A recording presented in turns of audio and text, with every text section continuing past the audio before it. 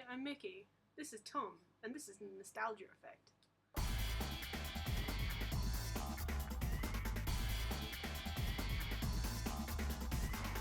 I'm here to actually watch some old things, look at some old things, toys and TV shows, action figures. I just said toys, so that's basically the same thing. Movies and kind of everything in between. And I want to see if they're just as awesome as they were back in the day. Or, you know, sometimes just as terrifying. Who are you? An angel. What's your name? Satan. This is my first episode thing, so I'm gonna check out a TV show. Here's a clip of it. If you remember it, then yay. If not, then get out. In the 5 powers combined, they summon Earth's greatest champion, Captain Planet. Stop Planet! The power is yours! It's Captain Planet, in case you couldn't tell from the Captain Planet part. Captain Planet ran for 6 seasons, from 1990 to 1996. Shockingly, 6 seasons, 6 years, right? Actually, thinking about it, haven't we seen these kids somewhere else?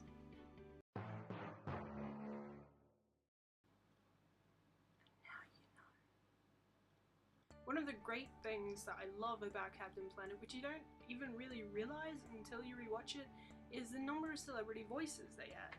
You've got David Coburn was Captain Planet, Whoopi Goldberg was of course Gaia, even relatively big celebrities that played minor roles.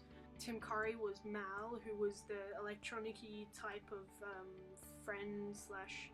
I don't really know what that relationship was with Dr. Blythe, who was voiced by Meg Ryan. People like Sting voiced the character for 4 episodes. I mean, the list goes on, and it's really surprising because it's not a show like Power Rangers, Transformers, what else do I remember? X-Men or something like that you'd expect to have the bigger voices. It was just... I'm not sure. Did you know? Tom Cruise actually originally signed on to play the voice of Captain Planet. He backed out at the last second. No idea why. Trivia, son! I suppose the reason why so many celebrities signed on to it was because of the really positive message. You know, save the planet, kids.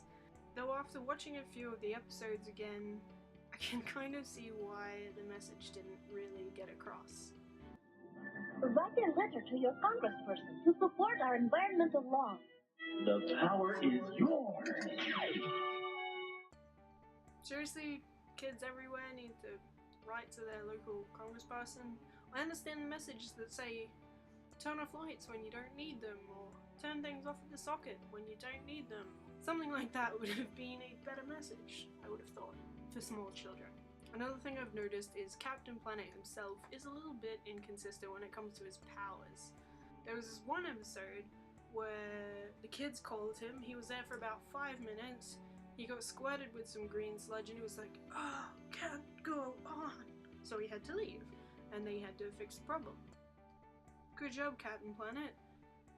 Next episode, I think actually 2 episodes later maybe, kids call him Earth, Fire and Water Heart, they call him and he comes and he manages to turn this really polluted city, gets all of that pollution and just actually solidifies the pollution into a rock.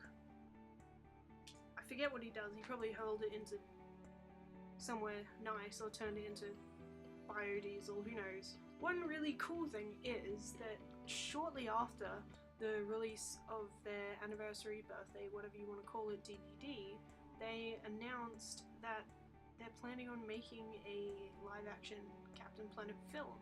And there is an IMDb page for it set at 2014, but I don't really see it being anything decent.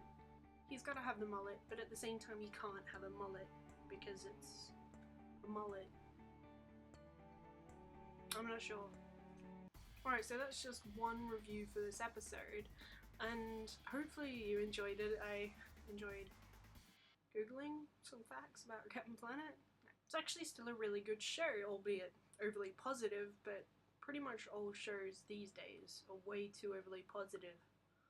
We're gonna get the Wobbly Woos and we're gonna wibbly wobble up and down the Wibbly Street and the Wibbly